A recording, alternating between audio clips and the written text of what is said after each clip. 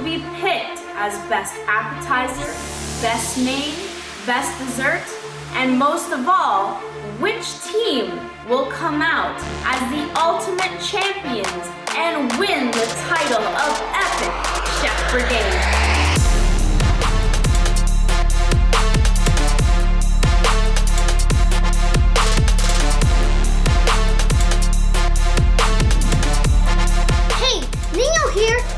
Speedhuber from the red team. We all have our hidden talents, and with the tricks up our sleeve, we are totally gonna win this thing. The red team is all in. They're going holy waffle! Hi, I'm Tia from Team Yellow, and we're gonna demolish the red and green team with our scrumptious Chinese food.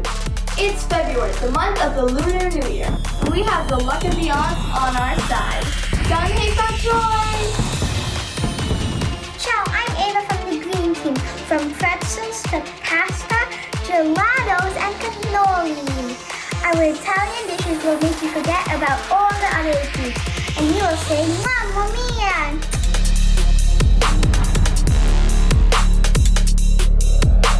Let's meet our celebrity chef judges for this competition.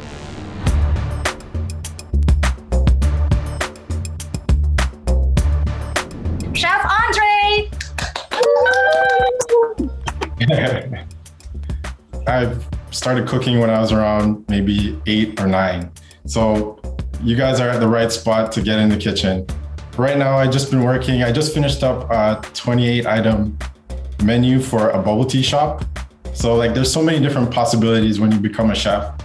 I mean, I'm self-taught, Rechie is self-taught, anything is possible. When I went on the television show, it was just a whim. I just did an audition, they loved it, and we moved on from there, and now I'm on TV. So it just shows that anything that you put your heart to, you can accomplish.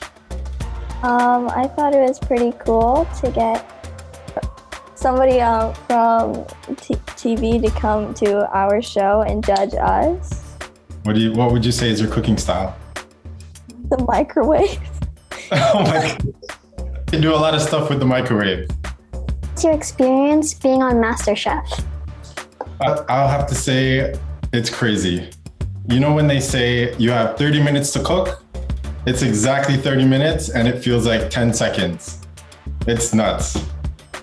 I think that's the wildest part about TV. It's just like going super fast and trying to get things cooked. So it really pushes you. I had one challenge, I think it was cook a paella type dish in, I think it was 13 minutes. And I was just like, how the heck am I gonna do this? This doesn't make any sense. But the show brings it out of you. It really pushes you. What is it like being around so many cameras, but at the same time under the stress of having to cook something correctly? Oh my God, that's a very good question. So after the first episode, you don't even know that the cameras are there anymore because you're just so focused on what you gotta cook. And I think it's more, you wanna impress the judges so much, you don't even care what's going on. There's like, I don't know, I think there's like 13, 14 cameras staring at you at once, right? And you just gotta cook. You can't worry about the cameras. You got stressed while you're like cooking? Every time that I was on TV, I was stressed out, but it's a good stress. You're stressed because you wanna do good and you wanna accomplish something, right? So you really just put it all together, collect yourself, and try to get that dish done. How many times have you made a mistake in your dish? Honestly, almost halfway through my season, I felt like I made a mistake. But honestly, if you ever make a mistake on a dish, don't put it on the dish. So if you burn some onions, don't put it on. It's better to leave it off than to have it on the plate. What was the most hardest challenge, like when you were doing MasterChef? My hardest challenge was the mystery boxes. I think that always caught me by surprise. Like, just imagine right now, I tell you to make, let's see. I'm gonna give you squid, and I want you to make a dish with it, but I also don't want you to use anything, and I also want you to use ketchup and mustard, right? So I gave you squid, ketchup, and mustard. What are you gonna make? You have 10 minutes to make it. You know what I mean? So it's crazy. It's really crazy. Those mystery boxes, as soon as they lift it up, it could be anything under there. During last season at the finals, and there was like another girl. What were you feeling to be like, almost like to be winning MasterChef Canada? I'll be honest. After I made it on the first episode, I thought I was gonna be cut after that. I was already happy to be on one episode. Great, I was on TV. And at that point when I was standing on the stage and I was a finalist, I felt like I accomplished everything already that I needed to. So win or lose, I felt like I accomplished so much. It really doesn't matter if you win or lose. You know, as long as you did your best and you grew as a person, I think that's what it is about. What's your favorite dish? My favorite dish was the fire and ice dish. I don't know if you guys saw it, but you can go look it up. It was a dish that I used liquid nitrogen and fire and coal. So it was like very theatrical and very crazy. I don't know how I came up with it, honestly, but that was my best dish. What made you start cooking? Cooking has been in my family for a very long time. I feel like all the men in my family cook, and I just sat back and watched them all these years, and I finally got a chance to get in the kitchen, and I wasn't half bad myself. Why do you like being a chef? It's a form of creativity and a form of showing off what I can do. You know, like everybody has talents, everybody has skills, and I feel like when I'm cooking, it's kind of therapeutic in a way. I can really showcase what I can do when I start cooking. How did you adapt to your time limit on MasterChef? Being organized. You have to be organized. Even when you're at home, be organized. You know, have everything prepped and ready to go. Just calculate it in your brain like, okay, I gotta cook my shrimp first. I have to cook the onions. Just have everything clean and prepped, and it's a breeze after that. I draw everything from my family roots. So I have Filipino in my family. I'm married to a Filipino woman. So basically I draw from all the roots of my family, and like, it doesn't have to be too crazy, but whatever, let's say a mango comes from Philippines, it comes from Jamaica, it's all over the place. So all these things you just draw into what you know and create something amazing from it. Chef Rechie! So for those of you that have never watched The Big Bake, it is a baking competition show on Food Network Canada. I do have two teammates who are competing with me, Damien Nurse and Francis Murray. They are just phenomenal partners. So the three of us went against other teams and competed. We had to follow a theme and then make a ginormous cake. Like, this cake had to be a certain height, width, all that stuff. We have to basically make a super larger than life cake. How much time did you take to get to finish the cake? We had exactly 5 hours. That includes baking, prep, decorating, and then imagine how big it is. So then physically building this thing and, you know, making sure all the decoration and all the details are on it. So we had exactly 5 hours. So Nino, we used every single second of those 5 hours, every single second, down to the, you know, where they say, you know, like, stop what you're doing. We were still there, like, doing some last minute touches to make sure that we could get it all done. How can you make the cake really tall so it doesn't fall? So the main thing here is whenever you're making any cake, whether it's 1 tier, 2 tier, 3 tier, it's really having the right structure. When you're baking, we can use things like dowels. Dowels are wooden sticks that create structure within cake tiers so that things don't top around and fall. Was there any challenges when making the cake? Yes. A lot of challenges. So I already answered the question around structure because that was by far the toughest challenge. Another big challenge was making sure that the cake looked really good, even though it was a large size. Remember, we're not baking in a kitchen that we know. And you're kind of like, okay, so the flour is here. Okay, the mixers are there. Everything wasn't in a place where you're familiar with. So the challenge was getting to the equipment, getting to the materials, the baking supplies, and still being able to construct everything within that 5-hour time frame. How did you become a contestant on the show? Because I assume there was an application process. We videotaped our proposal or what we brought to the table.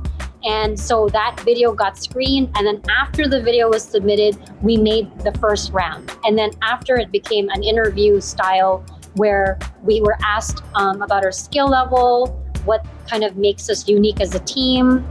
And we had to go through a full screening process to even be considered for the show. And so I feel like how we presented ourselves gave us that real opportunity to even make it onto the show. In the competitions I've seen on TV, I've noticed that the team always does something, then it cuts through to an interview. So did you have to do any interviews, and when was the interview recorded? Was it recorded before you made it, or like after or in between? Typically, if this was pre-COVID, that person can come right up to me and interview on the spot while we were there. But because of COVID, there was a lot of filming that happened, but it all had to be spread out nicely. So we had roles on the show. So Damien was the main leader or spokesperson. So you're gonna see Damien constantly on screen, and he spoke on behalf of our team. How did you bake with your partners if you had to social distance? All the stations were physically separated from each other, because that was also another challenge, is just making sure that we were spatially distant from each other, but we had little spaces that we can work with. If you can imagine a giant cake, someone's doing the baking, someone's doing the decorating, so we all had different aspects of the cake that we were responsible for, but we were all very, very spaced out to be able to get it done. Have you ever disagreed with your team members? Oh, of course. You're gonna see it on the show. We actually sat down and we brainstormed what the concept was gonna be, how we were gonna go do it, who was gonna do what. We couldn't all get what we wanted, right? Because we only have 5 hours to get stuff done. And the risk is we have to weigh the risks, because if you spend too much time doing one thing, you will not spend time on something else. So disagreeing, all that means when I say disagree is more like, as a team, you have to always come up with a compromise to make sure that everyone has a say and everyone can kind of come to an agreement where everyone can kind of meet and compromise together. So when you're baking the cake, how many layers did you have to do just to make the whole cake? So I'm thinking about it. Oh wait, I have another important question. Did you get to eat the cake at the end? That's a great question. Okay, so the first question was how many layers? It's about 12 to 14 layers of cake. And then, of course, we got a chance to eat it. We got to try it, for sure. So did the judges. If, let's say, they want to join the contest in the future, what kind of preparation should they be thinking of or doing? Being on a competition show or any competition, it doesn't have to be on TV, but I think any competition allows you to compete against the best of the best. You need to be comfortable in your own capabilities. And then when you're comfortable in that area, then you can go ahead and apply for it. But being prepared and being confident is definitely something you need to have before you apply. Did you win? Oh, okay. I can answer that, and I'll show you how. I won in so many different ways. So let me explain. I was scared to do this, guys. To be honest with you, I was so scared to be on national television, and I won because I felt like I was brave enough to put myself out there as a baker. I also won because I wanted to show to others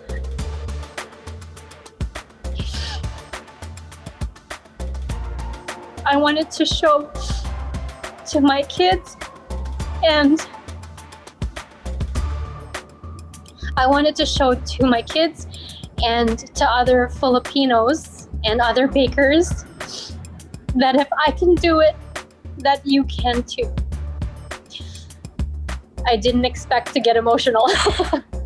Who has joined a competition? Contest, competition, recitals, have to present something in class. Who's scared when you have to do that? When you go in front of the class, it's just like they're probably gonna like make fun of me, or this is just scary in general because you're also getting marked on it. When it gets all silent, and like you can feel the suspense building up, and they're like all just waiting for you to talk. Okay, everything you just said is everything that goes through all of our minds. It is not just you and you alone. And every time you put yourself out there, no matter what your audience is, you're doing it for yourself and you're growing, and it's an experience for you to challenge yourself and get better. It's not meant to be perfect, okay? So it's you experiencing something and learning from it. That's the ultimate win. It's not about winning number one always. It's just, the real winning is pushing yourself to do something out of your comfort zone, whatever it is, and learning. You can learn from that. Like, I learned so much from that experience, and it made me stronger as a person.